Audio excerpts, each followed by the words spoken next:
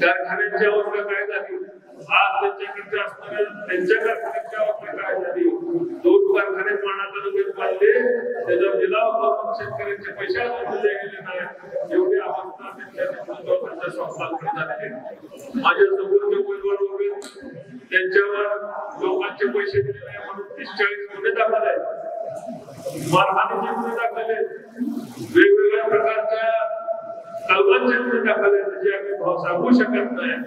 लोकांचे पैसे थकवणारे असे लोक निवडणुकीमध्ये उमेदवार म्हणून स्वतःच पाप लपवण्याकरता कुठून घेऊन आपलं सत्तेत बसलं पाहिजे याकरता निवडणूक येतात।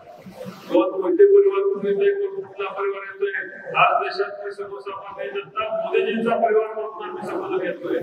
आम्हाला मोदीजींचा परिवार पाहिजे, ज्या माणसाने देशासाठी अहोरात्र कष्ट केले त्याचा परिवार म्हणून आम्ही समजून घेतोय। मला आपल्या सर्वांना सांगायचंय, विषारी प्रसारापासून चुकीच्या लोकांपासून आपल्याला सावध ठेवलं पाहिजे आणि पुन्हा एकदा करता तालुक्याचं नेतृत्व अशा चुकीच्या लोकांच्याकडे त्यांना पाठिंबा देणाऱ्या लोकांकडे देऊ नका अशी मी तुम्हाला या ठिकाणी विनंती करतो।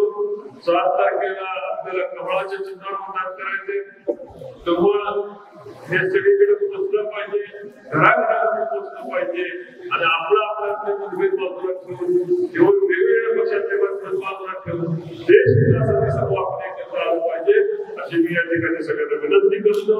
आणि आपण या ठिकाणी कार्यक्रम घेतला, वेळा आला